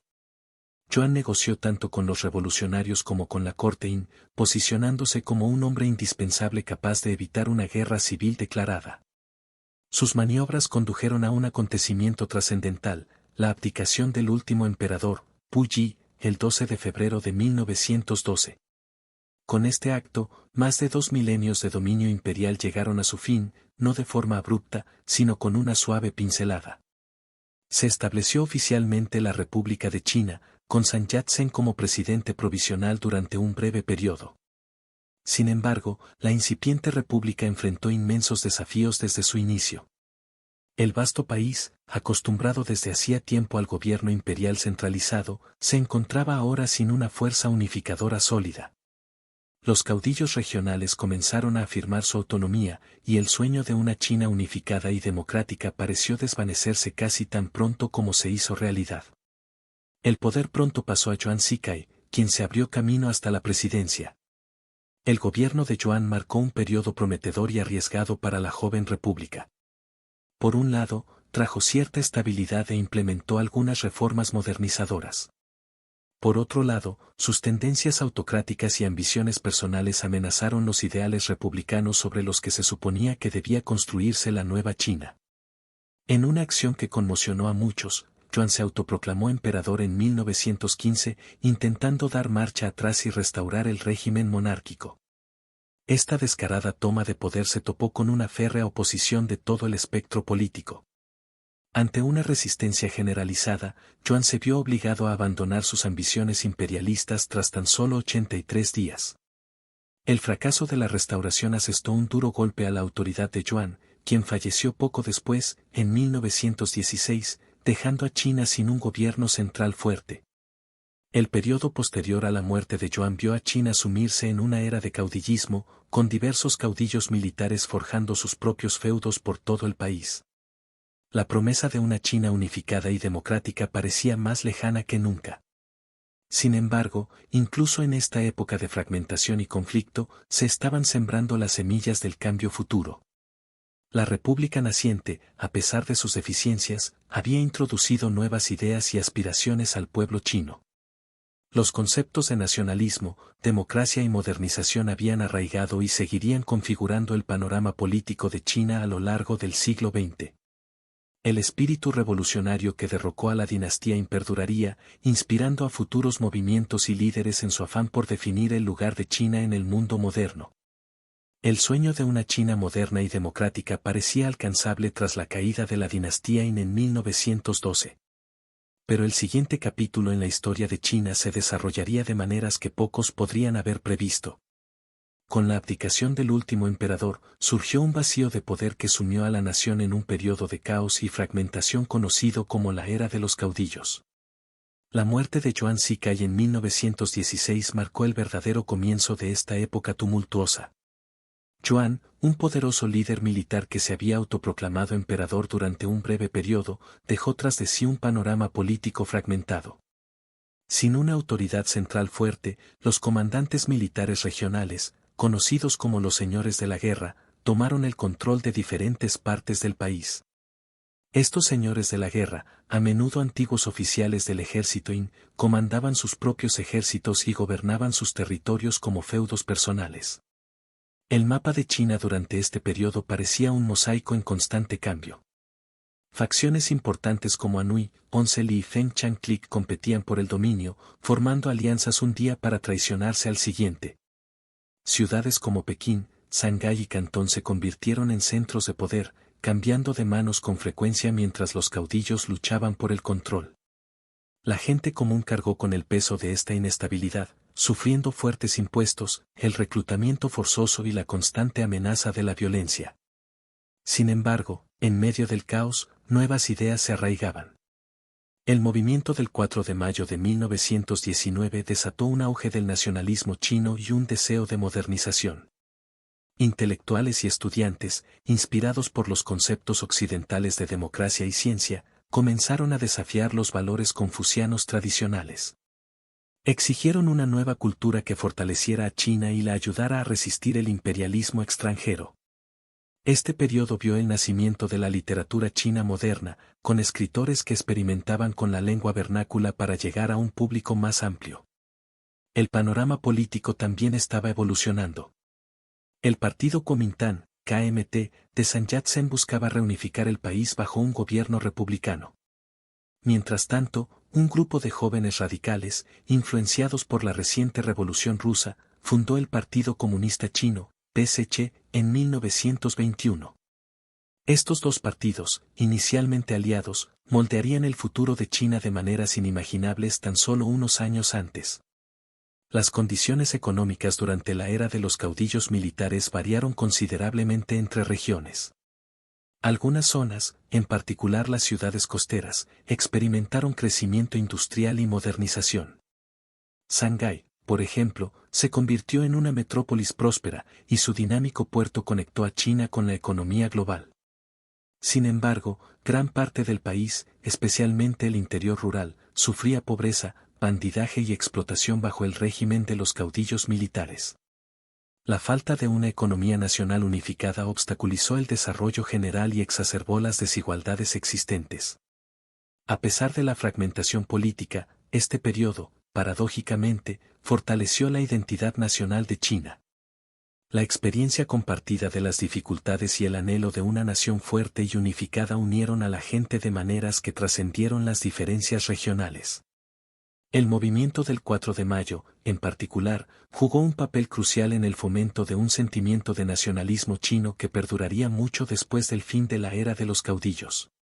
El punto de inflexión llegó con la expedición al norte de 1926 a 1928.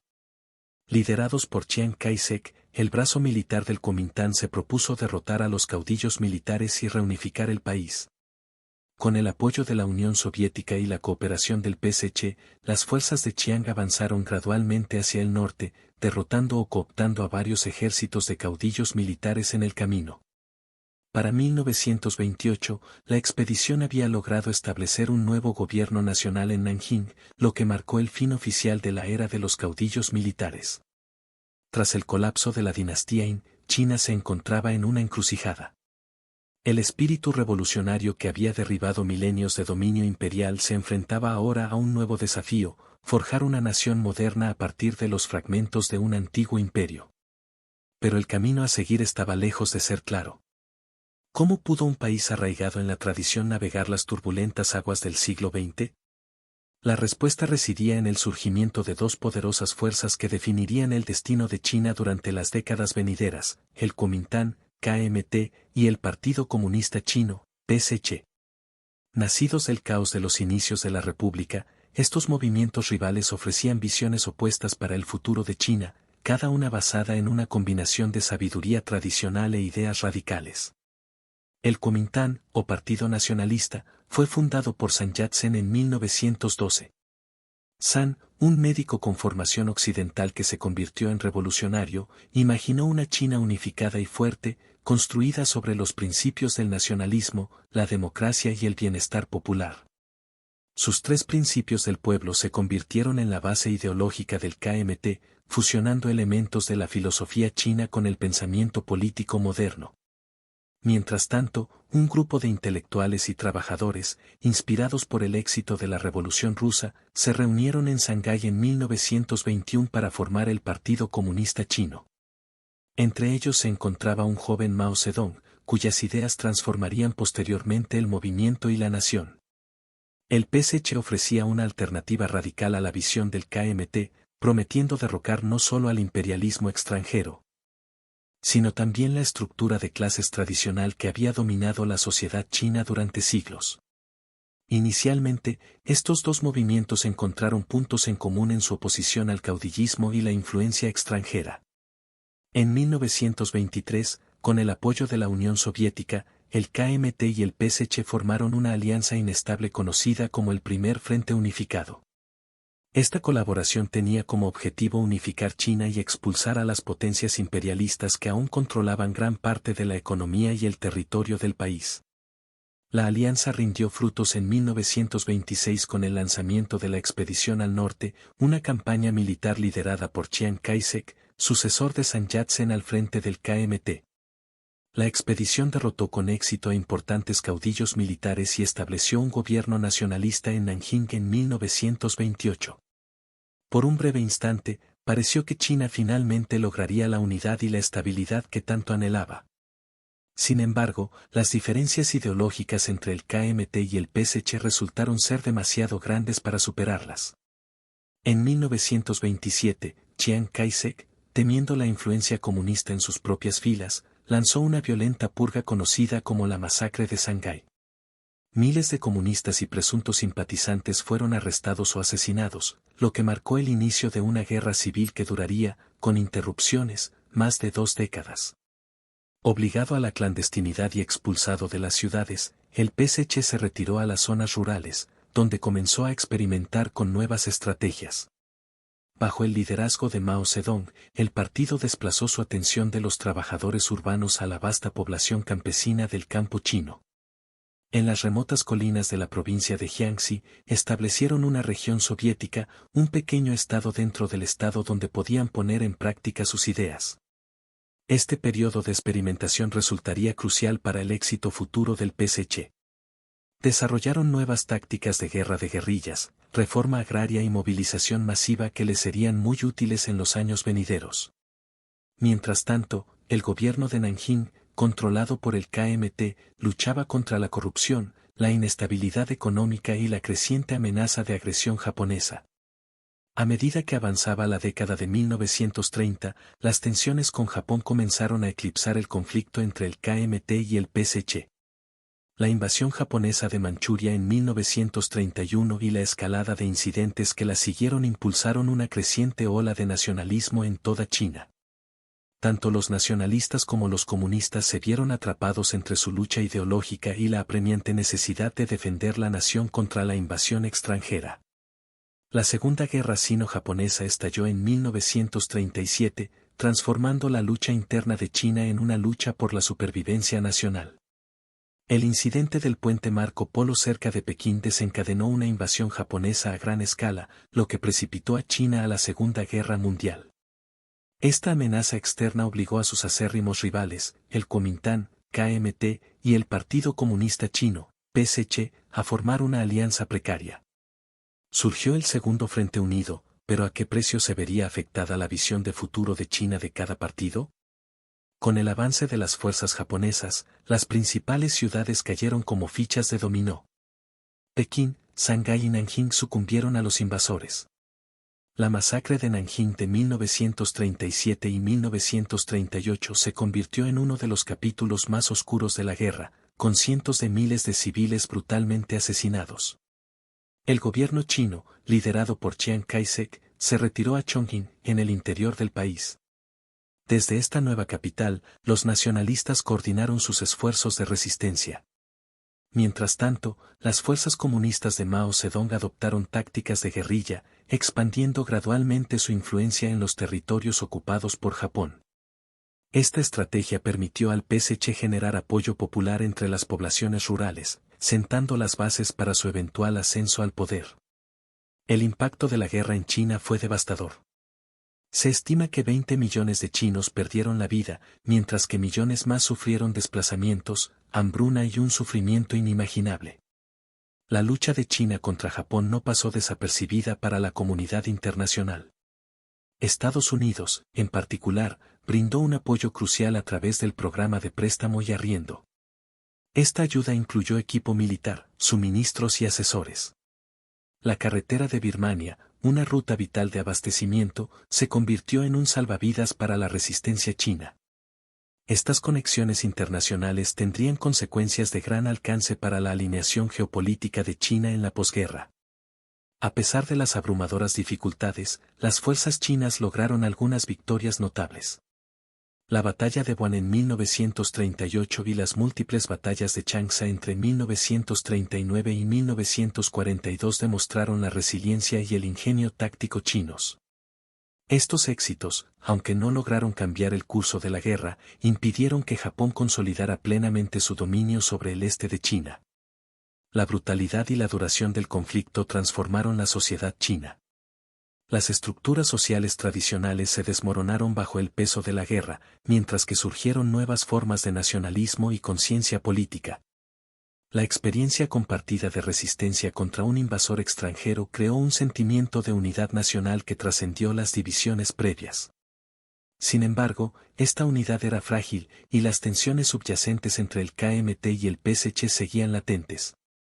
A medida que avanzaba la guerra, el equilibrio de poder dentro de China cambió de forma sutil pero significativa. Las tácticas guerrilleras comunistas y el apoyo popular en las zonas rurales contrastaban con el enfoque militar convencional nacionalista y la base de poder urbana. Esta desviación de la estrategia y el apoyo tendría profundas implicaciones en la lucha de posguerra por el control de China. La Segunda Guerra Sino-Japonesa finalmente terminó en 1945, pero no solo gracias a los esfuerzos de China. La derrota de Japón se produjo tras los bombardeos atómicos de Hiroshima y Nagasaki y la invasión soviética de Manchuria. Tras la rendición de las fuerzas japonesas, China emergió victoriosa, pero completamente devastada. La infraestructura del país estaba en ruinas, su economía destrozada y su población traumatizada por años de brutal ocupación. Tras la guerra, China se enfrentó a la monumental tarea de la reconstrucción. Sin embargo, la frágil alianza entre el KMT y el PSC se desintegró rápidamente. Las diferencias ideológicas en las luchas de poder, que habían quedado temporalmente aparcadas, resurgieron con renovada intensidad.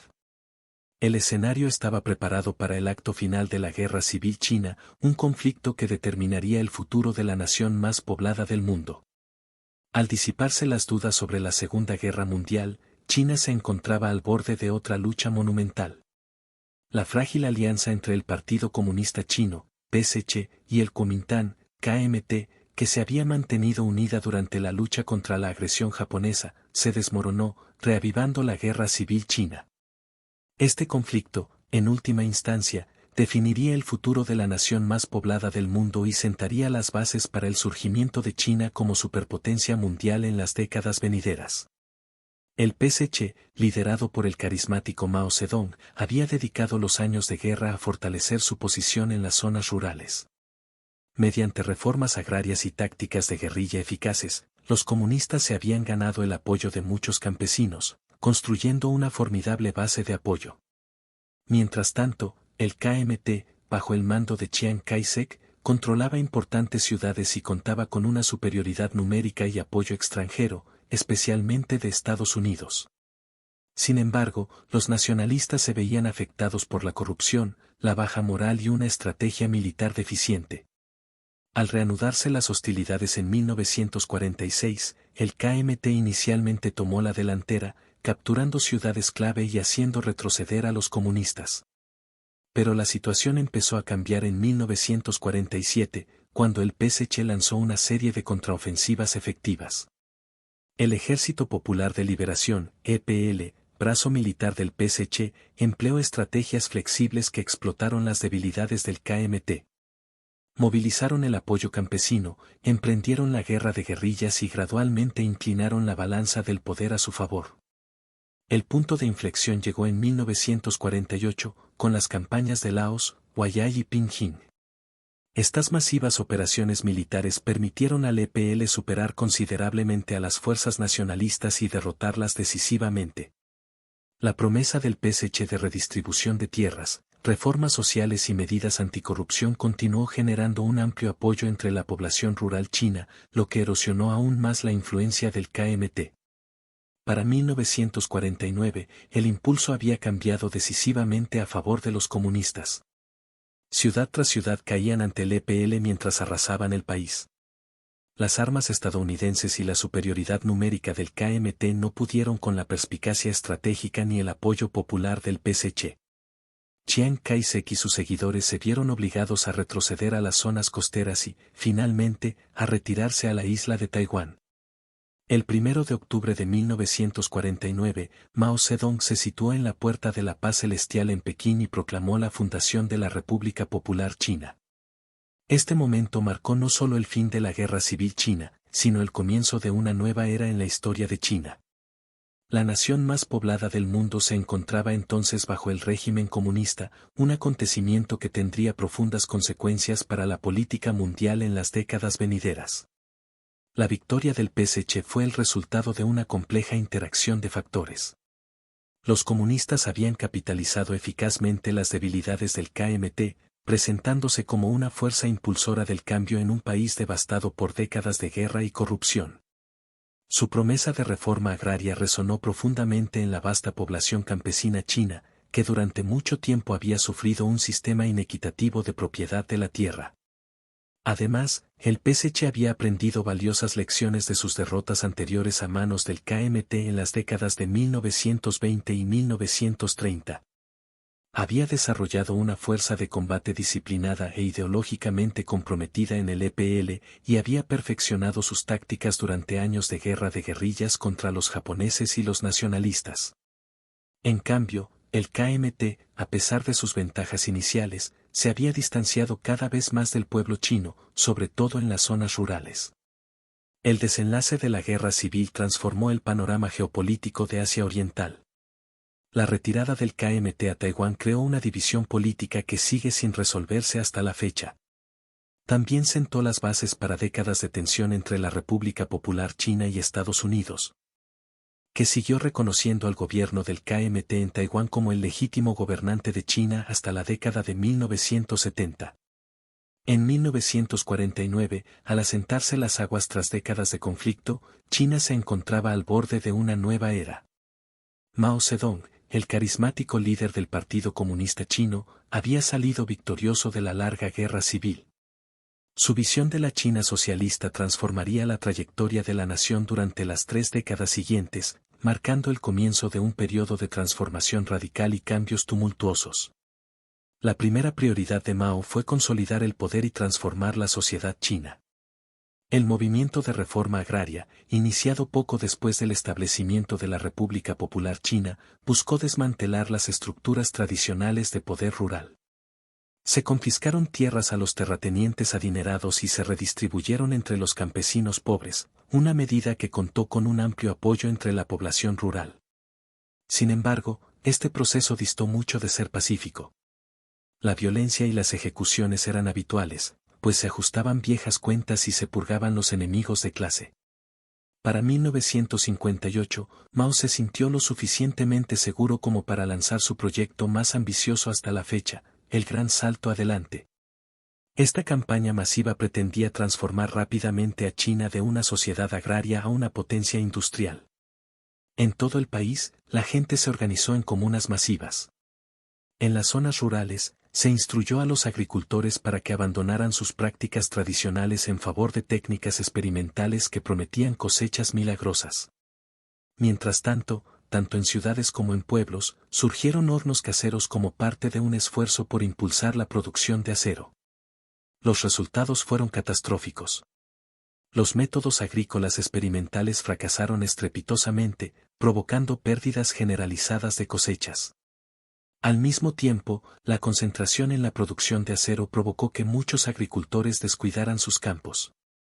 Las autoridades locales, temerosas de ser castigadas, falsificaron informes sobre cosechas excelentes mientras la producción real de alimentos se desplomaba.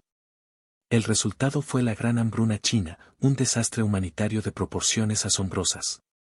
Entre 1959 y 1961, se estima que 30 millones de personas murieron de hambre y causas relacionadas. El fracaso del Gran Salto Adelante debilitó temporalmente la posición de Mao dentro del partido. Líderes más moderados, como Liu Xiaoqi y Deng Xiaoping, ganaron influencia e implementaron políticas para estabilizar la economía y mejorar las condiciones de vida. Sin embargo, Mao no se conformó con pasar desapercibido. En 1966, lanzó la Revolución Cultural, un movimiento que hundiría a China en una década de caos y violencia. La revolución cultural comenzó como una campaña para purgar al partido y a la sociedad de, cito textualmente, a los rotores capitalistas y otros supuestos enemigos del socialismo. Mao movilizó a millones de jóvenes, conocidos como guardias rojos, para llevar a cabo su visión.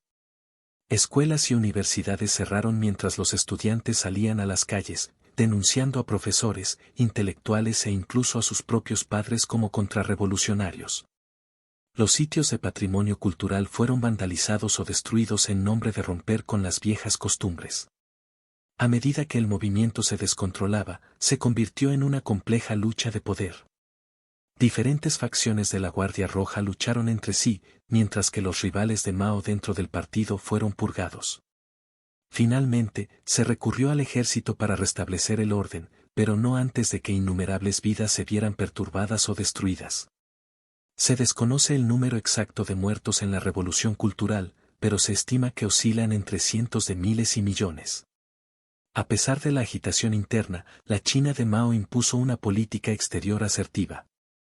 La división chino-soviética, que comenzó a finales de la década de 1950, se profundizó durante este periodo. China se posicionó como un centro rival de la ideología comunista, desafiando el liderazgo de la Unión Soviética en el movimiento socialista global.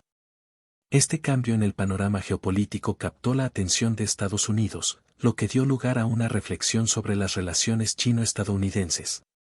En 1972, el presidente estadounidense Richard Nixon realizó su histórica visita a China, marcando el resurgimiento del país en el escenario mundial. La muerte de Mao Zedong en 1976 marcó el fin de una era. Su legado es complejo y contradictorio. Si bien se le atribuye la unificación de China y el establecimiento de un fuerte Estado centralizado, su gobierno también estuvo marcado por la represión política, la mala gestión económica y el sufrimiento humano a gran escala. Las cicatrices del gran salto adelante y la revolución cultural tardarían décadas en sanar. Al asentarse las aguas tras la tumultuosa China de mediados del siglo XX, una nueva era amaneció con el ascenso de Deng Xiaoping. En 1978, apenas 2 años después de la muerte de Mao Zedong, Deng emergió como el líder supremo de China, sentando las bases para una transformación drástica que transformaría no solo a China, sino a toda la economía mundial. La visión de Deng para China era radicalmente diferente a la de sus predecesores. Mientras que Mao había enfatizado la pureza ideológica y la lucha de clases, Deng adoptó un enfoque pragmático, declarando célebremente: esta filosofía sustentó la audaz política de reforma y apertura de Deng, cuyo objetivo era modernizar la economía china manteniendo al mismo tiempo el control político del Partido Comunista. Las reformas comenzaron en el campo, donde se desmanteló el sistema de agricultura colectiva en favor del sistema de responsabilidad familiar. Esto permitió a los agricultores gestionar sus propias parcelas y vender el excedente de producción en el mercado libre. Los resultados fueron espectaculares. La productividad agrícola se disparó y los ingresos rurales aumentaron significativamente, sacando a millones de personas de la pobreza. Pero las ambiciones de Deng iban mucho más allá de la agricultura. En 1980, estableció zonas económicas especiales, ZEE, en ciudades costeras como Shenzhen, Zhuhai y Xiamen. Estas zonas se convirtieron en laboratorios de políticas orientadas al mercado, atrayendo inversión extranjera y fomentando el emprendimiento privado. El éxito de la ZEE fue realmente notable. Shenzhen, antaño un tranquilo pueblo pesquero, se transformó en una vibrante metrópolis y centro tecnológico en tan solo unas décadas. A medida que la economía china se diversificó y creció, se integró cada vez más a los mercados globales. El país llegó a ser conocido como la fábrica del mundo, con su sector manufacturero produciendo desde textiles hasta productos electrónicos para la exportación a nivel mundial. Esta estrategia de crecimiento impulsada por las exportaciones, combinada con reformas internas, impulsó el rápido ascenso económico de China. Entre 1978 y 1997, el PIB de China creció a una tasa anual promedio del 9,6%. Un ritmo de crecimiento sostenido sin precedentes en la historia de la humanidad. Sin embargo, la visión reformista de Deng tuvo sus límites. si bien promovió la liberalización económica, mantuvo un estricto control político. Esta tensión llegó a su punto álgido en 1989 con las protestas de la plaza de Tiananmen, donde estudiantes y trabajadores exigieron reformas políticas acordes con los cambios económicos. La violenta represión gubernamental de estas protestas conmocionó al mundo y demostró los límites de la apertura de China. A pesar de este revés, Deng impulsó su agenda de reformas. En 1992, emprendió una gira por el sur, visitando la SEC y reafirmando el compromiso de China con las reformas orientadas al mercado. Esta gira revitalizó el proceso de reforma, lo que condujo a una mayor liberalización de la economía y a una mayor integración del comercio global. El pragmatismo de Deng se extendió también a la política exterior. Normalizó las relaciones con Estados Unidos y otras potencias occidentales, reconociendo que el desarrollo de China dependía de una interacción positiva con la comunidad internacional. Este enfoque dio sus frutos, ya que la inversión extranjera afluyó a China, aportando no solo capital, sino también tecnología y experiencia en gestión. La era de Deng culminó en 1997, con el retorno de Hong Kong a la soberanía china. Este evento, basado en el principio de Deng de un país, dos sistemas, marcó el resurgimiento de China como gran potencia mundial. Simbolizó tanto el fin del siglo de humillación iniciado con las guerras del opio como el inicio de un nuevo capítulo en la historia de China. Las reformas de Deng Xiaoping cambiaron radicalmente la trayectoria de China. Al adoptar los principios del mercado y mantener el control político, creó un modelo de desarrollo único que desafió las suposiciones occidentales sobre la relación entre la liberalización económica y política. El éxito de este modelo, que sacó a cientos de millones de personas de la pobreza y convirtió a China en una potencia económica, tendría profundas implicaciones para el equilibrio de poder global en las próximas décadas. Al final del siglo XX, China se encontraba al borde de una nueva era. La devolución de Hong Kong y Macao a la soberanía china marcó no solo el fin del dominio colonial europeo en China, sino también una reafirmación simbólica del lugar de China en el escenario mundial. Estas entregas, ocurridas en 1997 y 1999 respectivamente, pondrían a prueba la capacidad de China para equilibrar su creciente poder económico con el control político, sentando las bases para los desafíos y las oportunidades del siglo XXI. La historia de Hong Kong comenzó más de 150 años antes, cuando fue cedida a Gran Bretaña tras la Primera Guerra del Opio en 1842. Durante las décadas siguientes, este pequeño territorio insular se transformó en una potencia financiera mundial, con su horizonte de relucientes rascacielos como testimonio de su éxito económico. Pero los días de Hong Kong como colonia británica estaban contados. En 1984, tras años de negociaciones, la Declaración Conjunta Sino-Británica estableció el marco para el retorno de Hong Kong a China bajo el principio de un país, dos sistemas. Este enfoque innovador prometía preservar la economía capitalista, el sistema legal y las libertades civiles de Hong Kong durante 50 años tras la entrega, reconociendo al mismo tiempo la soberanía china. Fue un experimento de gobernanza sin precedentes, que buscaba salvar la brecha entre dos sistemas políticos y económicos muy diferentes. El mundo observaba con una mezcla de esperanza y temor la llegada del 1 de julio de 1997. La ceremonia de entrega en sí fue un espectáculo de proporciones históricas. Al dar la medianoche, la Union Jack se arrió por última vez y la bandera roja de China ondeó sobre Hong Kong. El príncipe Carlos y el presidente chino, Jiang Zemin, presidieron la ceremonia, simbolizando la transferencia pacífica del poder de una de las monarquías más antiguas del mundo al mayor estado comunista del mundo. Para muchos hongkoneses, el momento fue agridulce. El regreso a la patria estaba teñido de incertidumbre sobre el futuro. 2 años después, el 20 de diciembre de 1999, una escena similar se vivió en Macao. Este antiguo enclave portugués, que había estado bajo control europeo desde el siglo XVI, también regresó a la soberanía china bajo el modelo de un país, dos sistemas. Si bien la cesión de Macao atrajo menos atención internacional que la de Hong Kong, no fue menos significativa para la narrativa nacional china de reunificación y resurgimiento. En los años posteriores a la cesión, ambos territorios experimentaron crecimiento económico y transformación. Hong Kong continuó prosperando como centro financiero clave, y su mercado de valores adquirió una importancia cada vez mayor para las empresas chinas que buscaban inversión internacional. Macao, por su parte, asumió su nuevo papel como el Las Vegas de Asia, con su industria de casinos en auge bajo el dominio chino. El éxito de estos territorios pareció validar el enfoque de un país, dos sistemas, demostrando la capacidad de China para gestionar diversos modelos económicos dentro de sus fronteras. Sin embargo, bajo la superficie de la prosperidad económica, comenzaron a latir tensiones políticas, especialmente en Hong Kong. La promesa de 50 años de autonomía se convirtió en una cuenta regresiva para muchos hongkoneses, cada vez más preocupados por la erosión de las libertades civiles y la gobernanza democrática. Las protestas y los debates sobre los límites del modelo de un país y dos sistemas se hicieron más frecuentes, cuestionando la visión de Pekín para el futuro del territorio. Las entregas de Hong Kong y Macao representaron más que la simple devolución de territorios perdidos. Fueron una prueba de la capacidad de China para gestionar complejas tradiciones políticas y económicas.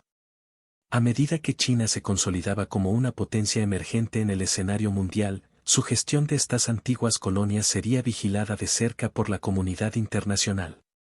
El éxito o el fracaso del modelo de un país y dos sistemas en Hong Kong y Macao tendría implicaciones mucho más allá de sus fronteras, influyendo potencialmente en el enfoque de China ante otras disputas territoriales y su política exterior en general.